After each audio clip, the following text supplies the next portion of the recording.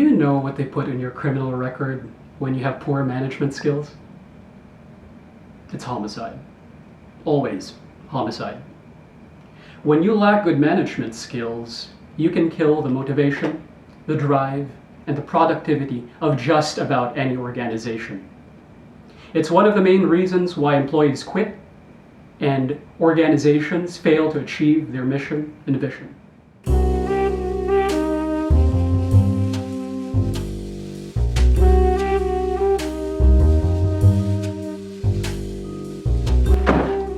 We've got another case, old chap. Someone just tried to gun down the effectiveness and efficiency of one of the oldest departments under UPCM, the Department of Pathology. A department known for its forensic services. Only fitting for us to play detective, don't you think? The case is still hot. You and I, dear Watson, we'll get to the bottom of this case. Let's go back to 1907, 3 years before PGH opened. UPCM, then called the Philippine Medical School, established the Department of Pathology and Bacteriology. Their grand vision? To produce a team of physicians competent in the field of pathology, dedicated to lifelong learning, committed to patient care, and fueled by moral vigor. Their enduring mission is to commit themselves to excellence in teaching pathology and in research within the discipline, with the intent to serve the underserved. The department stands, to this day, as a living monument to academic excellence, with its faculty tirelessly teaching medical students and pathology residents in training. So, what was it that attempted to snuff out the department? Was it old age or something more sinister? Has the department been able to adjust its management strategies to keep up with the times? And thus we collected our clues. We followed the PLOCF framework, that's planning, leading, organization, control, and financing for you, Watson. Interviews with eyewitnesses were conducted. Dr. Raquel B. Del Rosario Fortun, the department chair, Ma'am Techi Calvin Matias, the administrative officer, and Sir Eduardo de la Cruz, lab technician 3 of the pathology research lab. After a lot of cunning sleuthing, all the clues pointed us to 3 suspects. Suspect number 1, the lack of proper communication. The Department of Pathology shares manpower, facilities, human resources, and several responsibilities with the Department of Laboratories, which is based in PGH. So much sharing of limited resources can only lead to friction, and the interviews we performed revealed just that. Currently, no systems for feedback or conflict resolution exist between these 2 departments. Risky business indeed. To solve this organizational issue, we propose that a review body, independent from both departments, be established. This body of arbiters will be tasked with collecting feedback about both departments from the residents, support staff, and administrative staff. On a quarterly schedule, all these comments and suggestions will be collated and summarized in a document. This report will then be presented and reviewed in a meeting with the representatives of each department, preferably the chairpersons. These meetings must conclude with the identification of concrete steps that each department can follow in order to improve, in response to the suggestions of the report. Finally, these concrete steps must be disseminated by the representatives to their respective departments. The challenge here, though, is determining who will comprise the members of this review board and how they will be compensated for their efforts. Suspect number 2. A decline in the department's impact on its students.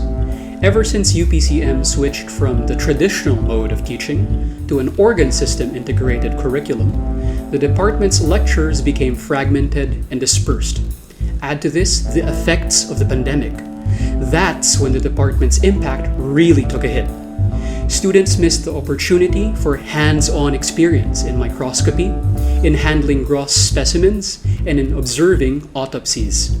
This is a great hindrance for the department in fulfilling its mission of achieving excellence in teaching pathology. How do we solve this? For better or for worse, the organ system integrated curriculum is here to stay. The hybrid setup too is due to become the norm. But that doesn't mean that we can't adapt to the situation.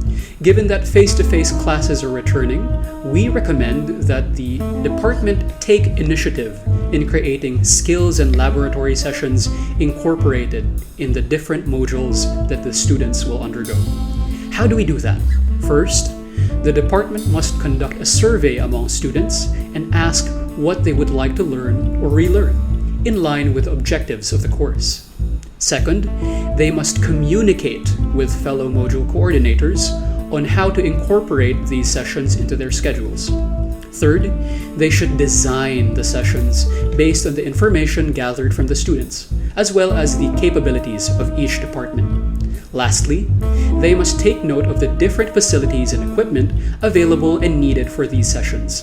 Through this process, we can get the department back in the game and continue making an impact on the students.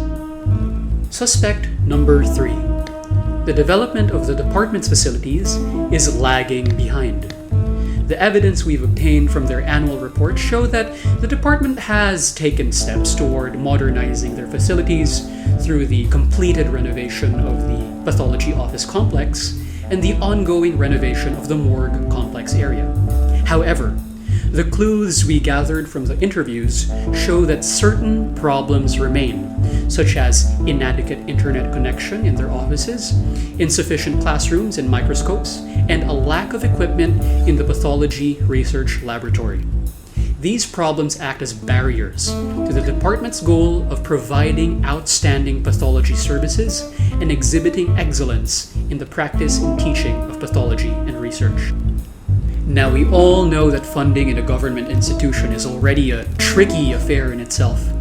Our investigation, however, revealed that there's more to this problem.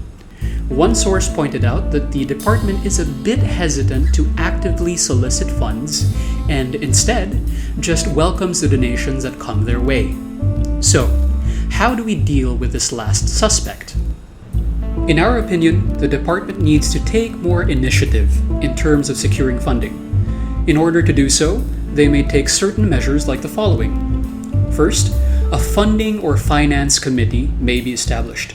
A key person or fund finder will then be designated to actively search for funding opportunities, including organizations that offer donations for specific programs or projects.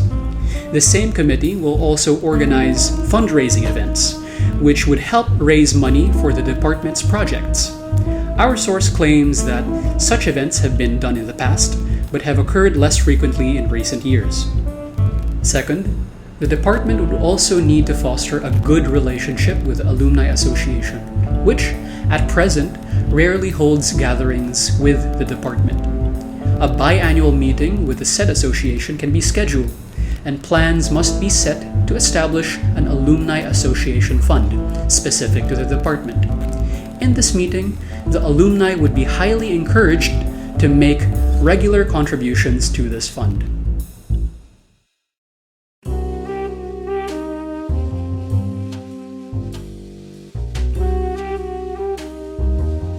So there we have it. 3 suspects, 3 opportunities for improvement. We hope these recommendations will be considered and will help the Department of Pathology in achieving its goals. What can we conclude then, Watson? That age is not a guarantee of efficiency and success.